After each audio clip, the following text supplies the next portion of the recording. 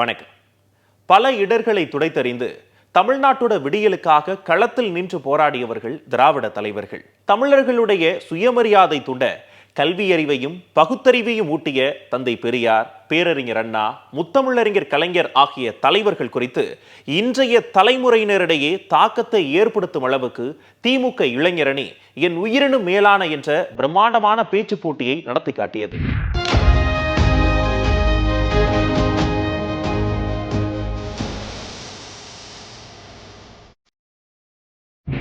இந்த பேச்சு போட்டியில கலந்துக்க தமிழ்நாடு முழுக்க ஏராளமானோர் விருப்பம் தெரிவிச்சிருந்தாங்க. அதிலும் சங்கம் வைத்து தமிழ் வளர்த்த மதுரையில நடந்த என் உயிரினும் மேலான பேச்சு போட்டி நிகழ்ச்சியில நூற்றுக்கணக்கான இளைஞர்கள் கலந்துக்கிட்டு மண்மணக்கும் மதுரை தமிழ்ல திராவிடத்தை பத்தி பல விஷயங்கள் பேசியிருந்தாங்க. அதை இந்த நிகழ்ச்சியில பார்க்கலாம்.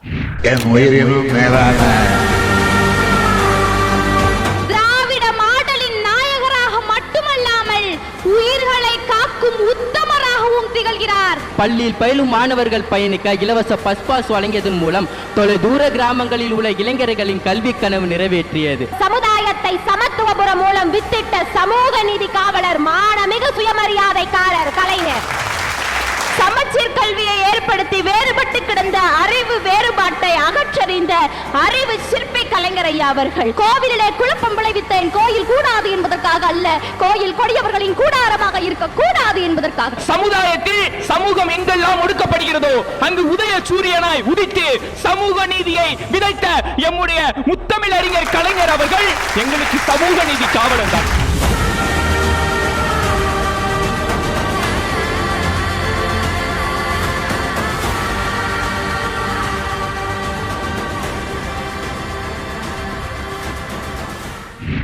கல்வியும் வேலைவாய்ப்பும் ஒரு தனி மனிதனுடைய வளர்ச்சிக்காக மட்டுமல்ல, அவர் சார்ந்த குடும்பமே முன்னேற்றம் அடையும் அப்படிங்கிறது திமுகவுடைய கொள்கை. வீடுதோறும் பொறியாளர்களை உருவாக்கி அவர்களுக்கு ஐடி நிறுவனங்களிலும் வேலை வாய்ப்புகளை ஏற்படுத்தி கொடுத்தது திமுக. அப்படி ஏழை குடும்பங்களின் வாழ்வில் ஒளியேற்றி வைத்த திராவிட முன்னேற்ற கழகத்தின் வரலாற்றை தமிழ்நாட்டு குடும்பங்களில் திமுக என்ற தலைப்புல பல இளைஞர்கள் பேசியிருந்தாங்க. அதை இப்ப பார்க்கலாம். தமிழ்நாட்டு குடும்பங்களில் திமுக மதராஸ் மாகாணமாய் இருந்து பிரிந்து கிடந்த நிலத்தை தமிழ்நாடு என்ற ஒற்றை குடையின் கீழ் கொண்டு வந்த பெருமையோடு என்பது பேச்சை துவங்குகிறேன். என்னவெல்லாம் செய்துவிட்டது இந்த கழகம் உன் குடும்பத்திற்கு என்ற கேள்விக்கு இன்னவெல்லாம் செய்துவிட்டது என்று பட்டியலிட்டு பதில் சொல்ல வந்திருக்கிறேன். முதுமை காலத்தில் நாற்காலியோடு முடங்கி விடாமல் மூத்தர சட்டியை தூக்கி கொண்டு வீதி வீதியாக பெண் விடுதலையை பேசிய பெரியார் தொடங்கி பல நூற்றாண்டு பிரச்சனையை தன்னுடைய நுட்பமான பகுத்தறிவால் விடையளித்த அண்ணா தாண்டி ஐந்தெழுத்து வித்தகராம் முத்தமிழ் அறிஞர் தாண்டி இன்றைக்கு நவீன தமிழகமாய் திராவிட மாடல் ஆட்சியிலே மிளர்ந்து கொண்டிருக்கிறோம் அல்லவா. இது எல்லாம் செய்திருக்கிறது திமுக எங்கள் குடும்பத்திற்கு. சரி, பெண்களுக்காக என்னென்ன செய்திருக்கிறது? என்னுடைய அம்மாவுக்காண்டு ஒதுக்கியது கலைஞர் உரிமை தொகை. என்னுடைய அக்கா மாநிலம் தாண்டி மத்திய தேர்வுகளுக்கு தயார் செய்கிறாளா, அவளுக்காண்டி உதவித்தொகை. அதுபோக புதுமை பெண்களாய் இங்கு அமர்ந்திருக்கிறோம். நானோ தமிழ் புதனாய் மிளர்ந்து கொண்டிருக்கிறேன். என் வீட்டில் இருக்கக்கூடிய வயதான பாட்டிக்கோ இல்லம் தேடி மருத்துவம் கிடைத்து கொண்டிருக்கிறது. அதுபோக மாதம் 1000 இருந்தது 1500 மாற்றப்பட போகிறது. அத்துணையும் கிடைத்திருக்கிறது இதன் மூலம். இது மட்டுமா, வேறு என்னெல்லாம் கிடைத்திருக்கிறது? ஒரு மனிதனுக்கு தேவையான அத்துணையும் கிடைத்திருக்கிறது. திமுகவை தூரத்து சொந்தமாக எங்களால் வைத்து பார்க்க முடியவில்லை. மதுரை பாஷையிலே சொல்லுகிறேன், ஏனென்றால் திமுக எங்களுக்கு உருத்தான உறவுங்க. சுயமரியாதையும் சமூக நீதியும் கலைஞரோட ஒட்டி பிறந்த இரட்டை குழந்தைகள். கலைஞருடைய சுயமரியாதையில பிறந்த சமூக நீதியே இடஒதுக்கீடு கொள்கைக்கு வித்திட்டது. அப்படிப்பட்ட சுயமரியாதைக்காரருடைய கொள்கைகளை மேடை போட்டு பேசியிருந்தாங்க பேச்சாளர்கள். அதை இப்ப பார்க்கலாம். ஒரே தலைவர், அவரை பேசினால் இந்த ஒட்டுமொத்த திராவிட இயக்க வரலாற்றையே பேச முடியும். அப்படிப்பட்ட தலைவரை பற்றித்தான் பேச போகிறேன். இந்திய சாமானிய சனநாயகத்தின் அடையாளம், போராட்ட குணத்தால் பாராட்டு பெற்றவர், ஐயாவின் அறிவு விளக்கை அணையாமல் காத்த கரம், அண்ணனுக்கோ தோளோடு தோள் கொடுத்த கரம், அன்பு உடன்பிறப்பே என்று தூய தம்பிகளை அள்ளி அணைத்த கரம். சுயமரியாதைக்காரர் கலைஞரை பற்றித்தான் பேச போகிறேன். இந்த உலகத்தில் உள்ள அத்தனை அகராதிகளை எடுத்து போட்டாலும் சுயமரியாதை என்ற சொல்லுக்கு நிகரான ஒரு சொல்லை காண முடியாது என்று பெரியார் சொல்வார். ஆனால் அந்த சொல்லுக்கே நிகரானவர் ஒருவர் இருக்கிறார் என்றால் அது கலைஞர் கருணாநிதியாக மட்டும்தான் இருக்க முடியும். காரணம் என்ன? கலைஞரும் கூட தன் வாழ்நாள் முழுக்க தன்னை ஒரு சுயமரியாதைக்காரராகவே அடையாளப்படுத்தி கொண்டார். அவரே தெளிவுபடுத்துகிறார்.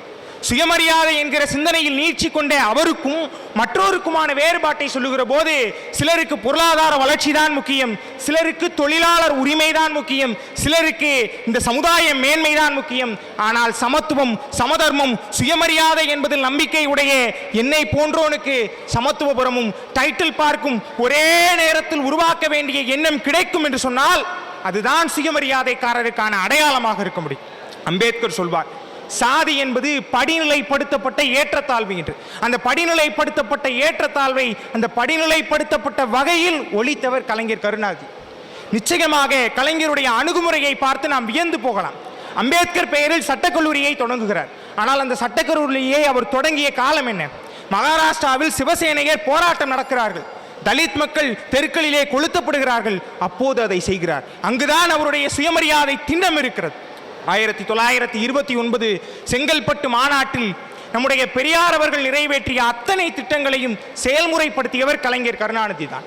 1989 பெண்களுக்கு சொத்துரிமை வழங்கிவிட்டு கலைஞர் இப்படி பேசுகிறார். வருத்தத்தோடு சொல்லுகிறார், பெரியார் சொல்லி 60 ஆண்டுகளுக்கு பிறகுதான் நம்மால் இதை நிறைவேற்ற முடித்திருக்கிறார் என்று. ஆனால் இன்றைக்கு அவர் பார்த்தால் வியந்திருப்பார். நாம் இருக்கிறோம், திராவிட மாடல் நாயகர் இருக்கிறார், நாம் எல்லாம் இருக்கிறோம். நான் திருவாசகத்தை பாடினால் வாய் மணக்குமா என்பது எனக்கு தெரியாது. ஆனால் நம் தலைவர்களை பேசினால் என் உடல் சிலிர்க்கும் என்று சொல்லி நல்லதொரு வாய்ப்பிற்கு நன்றி பாராட்டி விடைபெறுகின்றேன். நன்றி, வணக்கம். எது சுயமரியாதை? சுயமரியாதைக்கான இலக்கணம் என்ன?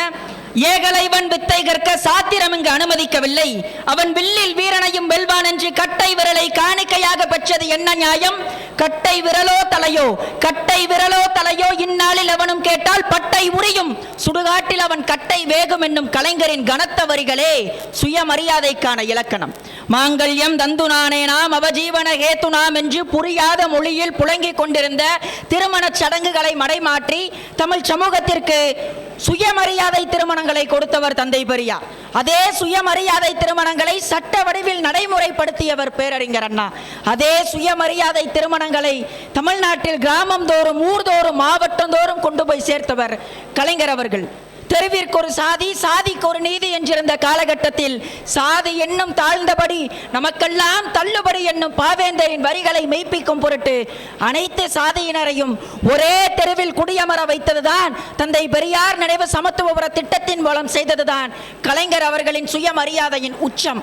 இன மொழி மீட்சிக்கு, சுயமரியாதை ஆட்சிக்கு, பகுத்தறிவினுடைய உயர்ச்சிக்காக கலைஞர் அவர்கள் எழுத தொடங்கிய போது கற்பூர மலையில் தீப்பந்தம் கொண்டு எரிந்தது போன்று நாடே பற்றி எரிய தொடங்கியது. பராசக்தி திரைப்படத்தில் குணசேகரன் தமிழ்நாட்டில் கால் வைத்தவுடன் ஐயா பிச்சை போடுங்க ஐயா என்பான் ஒரு பிச்சைக்காரன். சரிதான் போ, தமிழ்நாட்டின் முதல் குரலே ரொம்ப நல்லா இருக்கே என்று வேதனையோடு பிச்சையிடுவான் குணசேகரன். இந்த இழிநிலை நீங்க, வேதங்கள் அகல, நம்மை நாமே ஆளும் பொருட்டு தூக்கி பிடிக்கப்பட்ட கொள்கைதான் திராவிட நாடு என்கின்ற கருத்துருவம்.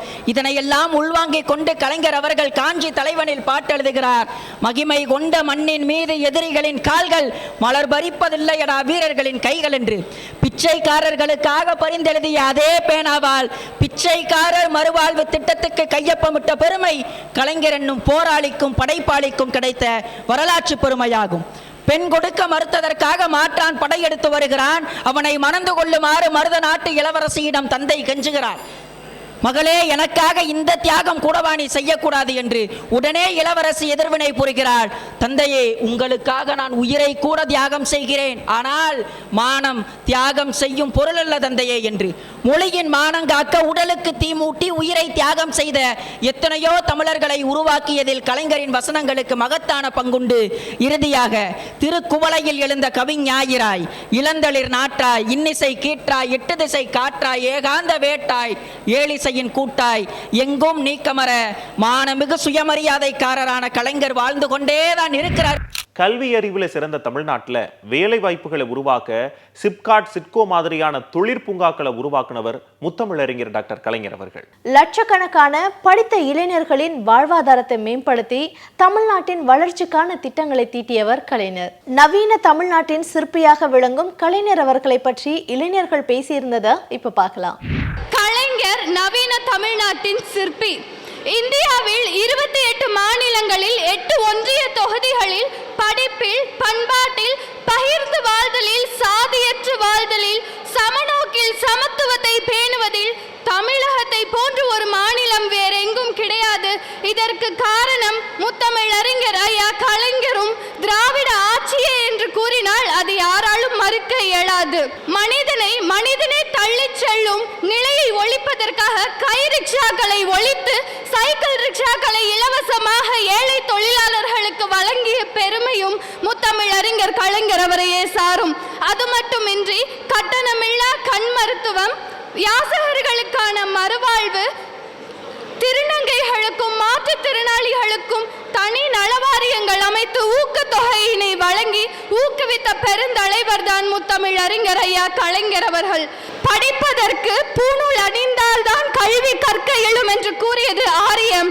ஆனால் திராவிடமோ பூநூலும் தேவையில்லை, நூலை நான் தருகிறேன், புத்தகத்தை நான் தருகிறேன், காலை உணவையும் சேர்த்து தருகிறேன், பயணம் செய்வதற்கு இலவச பேருந்தையும் அனுப்புகிறேன், இலவச பட்டப்படிப்பையும் தந்து பட்ட மேற்படிப்பிற்கான கட்டண சலுகையும் தந்து நான் முதல்வன் திட்டத்தின் மூலம் போட்டித் தேர்விற்கு பயிலும் மாணவர்களுக்கு சிறப்பு கல்வி உதவித்தொகையும் தந்து தலைவரை உருவாக்குவதற்கு படித்தால் போதும் அத்தனையும் நான் தருகிறேன் என்று கூறும் பெருந்தலைவர் தான் முத்தமிழறிஞர் ஐயா கலைஞரின் வழியில் நிற்கும் நம் முதல்வர், தமிழகத்தின் நிரந்தர முதல்வர், மாண்புமிகு முதலமைச்சர் மு க ஸ்டாலின் ஐயா அவர்கள். நவீன தமிழகத்தின் சிற்பி கலைஞர் என்ற தலைப்பை கையில் எடுத்து நாவில் வாழ்வீச வந்துள்ளேன். திண்டுக்கல் மாவட்டம் நத்தம் பகுதியில் வசித்து வந்துள்ள மக்களுக்கு பட்டா மனைகளை வாங்கி தந்தார். நான் ஓடி ஆடி பாடி வளர்ந்த எனது ஊரும் நத்தம் தானே, எனது மக்களும் அதற்கு சாட்சி தானே. 8ஆம் வகுப்பு படித்தவர்களுக்கு திருமண உதவித்தொகை 5000 ரூபாயும், 10ஆம் வகுப்பு படித்தவர்களுக்கு திருமண உதவித்தொகை 10,000 ரூபாயும் என்று அறிவித்து பெண்களை கல்வியின் பக்கம் ஈர்த்தார். 10ஆம் வகுப்பு வரை கட்டாய கல்வியாக்கினார். 12ஆம் வகுப்பு வரை இலவச கல்வியை தந்தார். 2006ஆம் ஆண்டு எல்லோரும் முடியாது நடக்காது என்று கூறிய திட்டத்தை இவர் நடத்தி காட்டினார். வீதிக்கு ஒரு வீடு, அந்த வீட்டில் ஒரு டிவி, ஒளிந்து நின்று பார்த்தோம் ஒளியும் ஒளியும், உண்ண மறந்தோம் உணவை, எடுக்க மறந்தோம் செருப்பை. இன்று எத்தனை தொலைக்காட்சிகள் வந்தாலும் மக்கள் மனதில் பெரும்பாலும் நிற்கக்கூடியது, நிலைத்து நிற்கக்கூடிய தனி பெருமையை கொண்டுள்ளது கலைஞர் டிவி. என்னுடைய தலைப்பு நவீன தமிழ்நாட்டின் சிற்பி. எத்தனை துறை இருப்பினும் அவை அத்தனையிலும் முத்திரை பதித்ததால் தான் நாம் அவரை கலைஞர் ஐயா என்கிறோம். அதை போலத்தான் சமதர்ம படகை அரசியல் கடலில் செலுத்தி உழைக்கும் வர்க்கம் உயர்ந்து நிற்க உலகம் முழுவதும் எழுந்து பார்க்க விவசாயம், வேளாண்மை, விஞ்ஞானம் என அத்தனை துறையையும் நவீனப்படுத்தியதால் தான் அவரை நாம் நவீன தமிழ்நாட்டின் சிற்பி என்கிறோம். போக்குவரத்து துறையையே உருவாக்கி பேருந்துகளை நாட்டுடைமையாக்கி கிராமங்களுக்கு சிறிய பேருந்து வசதியை செய்து தந்து பேருந்து கட்டணத்தை உயர்த்தாமலேயே புதிதாக 13,000 பேருந்துகளை வழங்கிய பெருமைக்குரியவர். ஆசியாவே திரும்பி பார்க்கும் வகையில் புதிய சட்டமன்றம் நிறுவினார். மதுரை நீதிமன்றம் உட்பட 119 புதிய நீதிமன்றங்களை உருவாக்கினார். அன்னச்சத்திரம் 1000 வைத்தல், ஆலயம் 10,000 நாட்டல், அன்னையாவினும் புண்ணியங்கோடி, ஆங்கோர் ஏழைக்கு எழுத்தறிவித்தல் என்னும் பாரதியின் வாக்கிற்கிணங்க பல ஏழைகளின் அகக்கண்ணாகிய கல்வி கண்ணை திருப்பதற்கு 7,000 பள்ளிகளை நிறுவினார். கோவையில் வேளாண்மை பல்கலைக்கழகம், அண்ணா தொழில்நுட்ப பல்கலைக்கழகம், கோவை, திருச்சி, நெல்லை ஆகிய நகரங்களில் அண்ணா தொழில்நுட்ப பல்கலைக்கழகங்களை நிறுவினார். அது மட்டுமா, ஆசியாவிலேயே முதலாக கால்நடை மற்றும் விலங்குகள் பல்கலைக்கழகத்தை உருவாக்கிய பெருமைக்குரியவர். கிராமங்களின் அபிவிருத்தியை ஒட்டித்தான் நமது தேசத்தின் முன்னேற்றமே சாத்தியமாகும் என கூறி கிராமங்களில் வாழும் ஏழை மக்களுக்கு கான்கிரீட் வீடுகளை கட்டி கொடுத்தார். நிறைவாக ஒரு கவிதாஞ்சலி.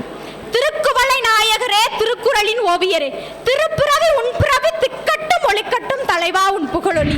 பெரியாரின் பகுத்தறிவையும் அண்ணாவின் மாநில சுயாட்சியையும் கலைஞர் அவர்களின் சமூக நீதியையும் கட்டிக்காக்கும் ஒரு அரசாக திகழ்கிறது திராவிட முன்னேற்ற கழக அரசு. ஆட்சிக்கு வந்த 3 ஆண்டுகள்ல தமிழ்நாட்டை ஒரு தனித்துவமான மாநிலமாக உருவாக்கி கட்டியிருக்கிறார் முதல்வர் மு க ஸ்டாலின் அவர்கள். மாநிலத்தின் உரிமைகளை கேட்டு பெறுவதிலும் தமிழ்நாட்டின் சுயமரியாதையை கட்டி காப்பதிலும் தமிழர் போற்றும் தலைவராக நிற்கிறார் நம் முதல்வர் அவர்கள். திராவிட மாடல் நாயகர் முதல்வர் மு க ஸ்டாலின் அவர்கள் குறித்து பேச்சாளர்கள் பேசியிருந்ததை இப்ப பார்க்கலாம்.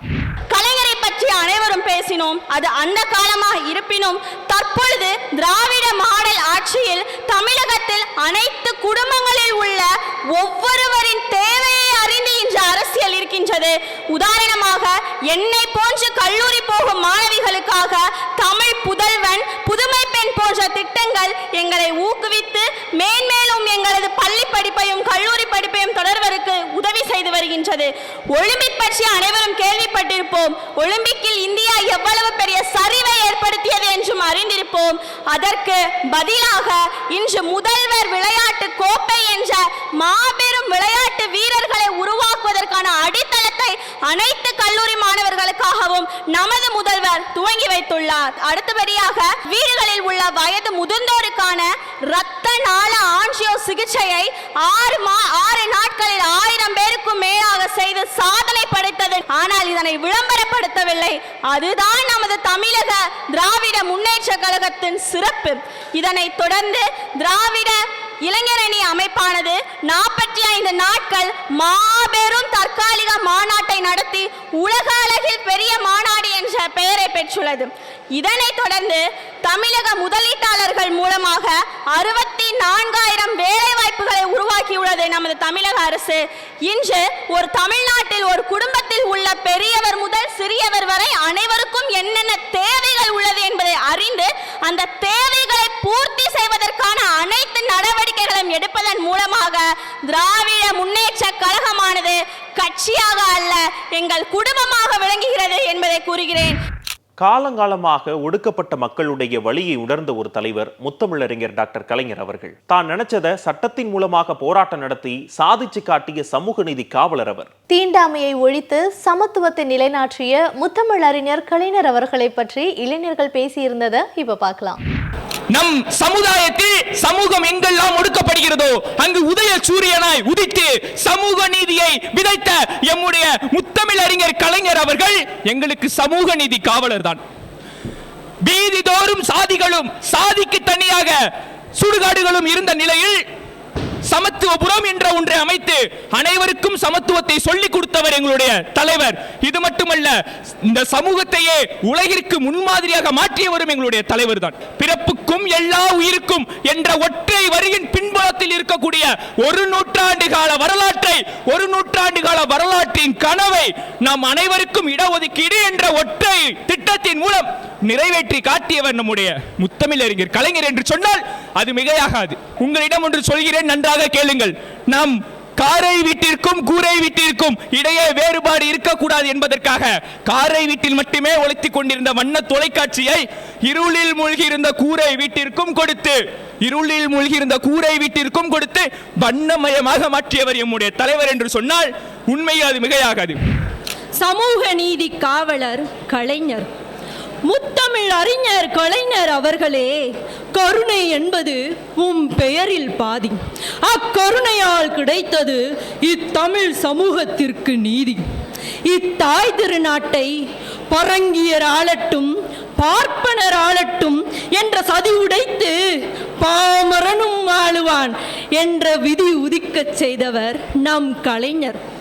இது எங்கள் பகுதி, இங்கு வேற்றினத்தாருக்கு இல்லை அனுமதி என்று ஜாதி கூட்டங்கள் சதி கூட்டங்களாக வாழ்ந்த நகரங்களுக்கு மத்தியில் சமமில்லா மண்ணை சமமாக்கி சமத்துவபுரத்தை உருவாக்கி எல்லோரும் ஓர் நிறை, எல்லோரும் ஓர் இனம், எல்லோரும் ஓர் குலம் என பாரதியின் கனவை நனவாக்கியவர் நம் கலைஞர் அவர்கள்.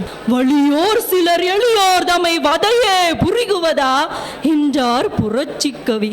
அந்த வதையையே வதைத்தெடுத்தவர் நம் கலைஞர். எருதினை ஏரில் பூட்டி நிலத்தினை உழுதிட்ட மானிடன் தானே எருதாகி தன்னை வண்டியில் பூட்டிக்கொண்டு தனக்கு மேலுள்ளானை இழுத்துச் செல்லும் வண்டி மாடானான்.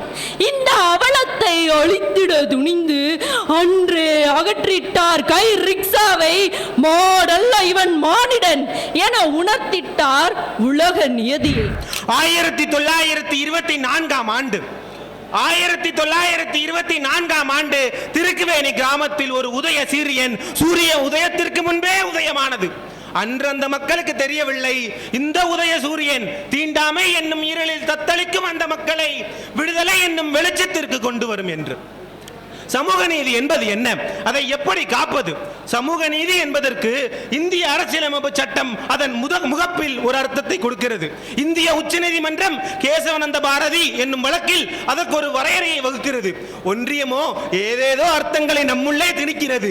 இன்று இந்த அரங்கத்தில் முதலாக அமர்ந்திருப்பவருக்கும் இறுதியில் அமர்ந்திருப்பவருக்கும் ஒரு ஓட்டப்பந்தயம் வைத்தோமே ஆனால் அந்த ஓட்டப்பந்தயத்தில் முதலில் அமர்ந்திருப்பவர் தான் வெற்றி பெறுவார். ஆக அந்த இறுதியில் அமர்ந்திருப்பவரை வெற்றி கொள்ள செய்வது எப்படி என்ற நுணுக்கத்தை அறிந்திருக்க வேண்டும். அதற்காக முதலில் அமர்ந்திருப்பவரை ஓடச் சொல்லிவிட்டு இறுதியில் அமர்ந்திருப்பவருக்கு வாகனம் என்னும் அழைக்கக்கூடிய இடஒதுக்கீடை வழங்க வேண்டும். அதற்காக 49% இடஒதுக்கீடை ஒதுக்கி இன்று அது 69% உயர்ந்திருப்பதற்கு காரணம் கலைஞரே. கல்வியும் வேலை வாய்ப்பும் ஒரு தனி மனிதனுடைய வளர்ச்சிக்காக மட்டுமல்ல, அந்த மனிதனுடைய குடும்பமே முன்னேற்றம் அடையுங்கிறது தான் முத்தமிழறிஞர் டாக்டர் கலைஞர் அவர்களுடைய கொள்கை. வீடுதோறும் பொறியாளர்களை உருவாக்குனது மட்டும் இல்லாம அவங்களுக்கு ஐடி நிறுவனங்கள்ல வேலை வாய்ப்பையும் உருவாக்கி கொடுத்தவர் முத்தமிழறிஞர் கலைஞர் அவர்கள். அப்படி ஏழை குடும்பங்களின் வாழ்வில் ஒளியேற்றி வைத்த முத்தமிழறிஞர் கலைஞர் அவர்களை பற்றி இளைஞர்கள் எழுச்சிமிக பேசியிருந்தாங்க. அதை இப்ப பார்க்கலாம். திரையுலகில், எழுத்துலகில், இலக்கியத்தில், இசை பாடலில், நாடகத்தில், வரலாற்று கதைகளில் என்று சங்கத்தமிழை அள்ளித்தரும் எத்தனை துறைகள் இருக்கிறதோ அத்தனை துறைகளிலும் தன்னுடைய முத்திரையை பதித்தவர்தான் முத்தமிழறிஞர் கலைஞர் அவர்கள்.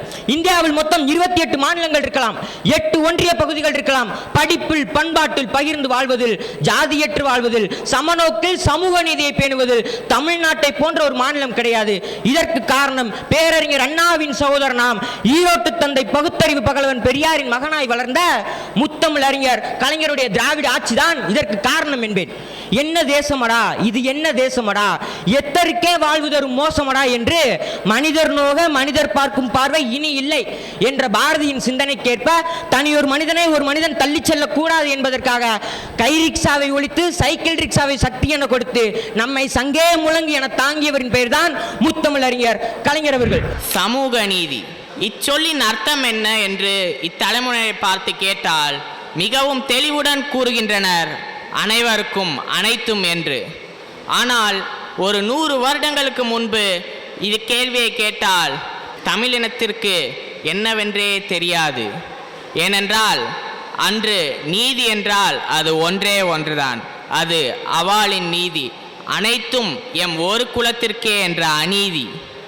அவாளின் கொட்டத்தையும் அவளின் அடிமைத்தனத்தையும் அடக்குவதற்கு 1924 திருக்குவளையிலிருந்து ஒரு புயல் ஒன்று புறப்பட்டது. ஆம், அவர்தான் முத்தமிழறிஞர் டாக்டர் கலைஞர் அவர்கள். ஏறக்குறைய தன் 80 ஆண்டுகால அரசியல் வரலாற்றில் சமூகத்தில் ஒடுக்கப்பட்ட மக்களுக்காகவே உழைத்து ஓய்ந்து போய் இன்று துயில்ந்து கொண்டிருக்கிறார். அவரின் திட்டங்கள் ஒன்றா இரண்டா, ஏராளம். அடுப்போதும் பெண்களுக்கு கல்வி எதற்கு என்று கேட்ட சமூகத்தினர் பார்த்து அவர்கள் அடுப்புத பிறந்தவர்கள் அல்ல, ஆள பிறந்தவர்கள் என்று கூறி அரசாங்க வேலைகளில் 30 விழுக்காடு இடஒதுக்கீடை வழங்கி அவர்களை பெருமைப்படுத்தினார் கலைஞர். திருநங்கை மற்றும் திருநம்பிகளுக்கான நலத்திட்டங்கள் ஒரு காலத்தில் பல்வேறு மோசமான அடையாளங்களுடனும் மோசமான எண்களுடனும் அழைக்கப்பெற்ற அக்குலத்திற்கு கலைஞர் ஒரு அழகான பெயரை சூட்டினார். அதுதான் திருநங்கை மற்றும் திருநம்பி. இவ்வாறு கலைஞரின் சாதனை பட்டியலை 3 நிமிடங்கள் அல்ல 300 யுகங்களானாலும் பேசிக்கொண்டே இருக்கலாம். முத்தமிழறிஞர் கலைஞர் பற்றி பேச போகிறேன். திரையுலகில், எழுத்துலகில், இசையில், இலக்கியத்தில், புதினத்தில், சிறுகதையில் அடடா என்று வியக்கும் அளவிற்கு சொல்லிக்கொண்டே போனால் ஒரு பொழுதும் போதாது, ஒரு நாளும் பத்தாது. இவையெல்லாம் என்னவென்று எழும் சந்தேகத்திற்கு கிடைக்கும் ஒரே பதில் முத்தமிழறிஞர் கலைஞர். இவை அனைத்தும் அவர் ஆட்சியிலும் அரசியலிலும் இருந்தபோது தமிழ் மண்ணுக்கு வித்திட்ட விதைகள். முத்தமிழறிஞர் கலைஞர் ஏன் நவீன தமிழ்நாட்டின் சிற்பி, நவீன தமிழ்நாட்டின் தந்தை என அழைக்கப்பட வேண்டும்? ஏனால் அவர் தமிழ் மக்களுக்கு செய்யாத தொண்டுகளும் இல்லை, தமிழ்நாட்டிற்கு செய்யாத நன்மைகளும் இல்லை. உதாரண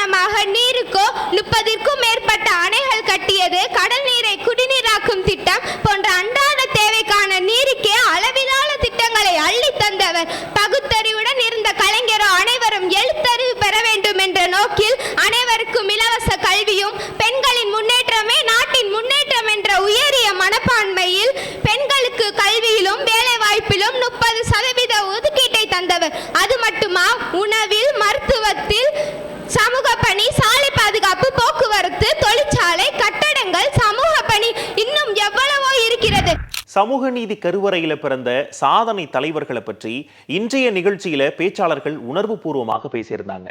மீண்டும் அடுத்த என் உயிரினும் மேலான பேச்சு போட்டி நிகழ்ச்சியில சந்திக்கலாம். நன்றி, வணக்கம்.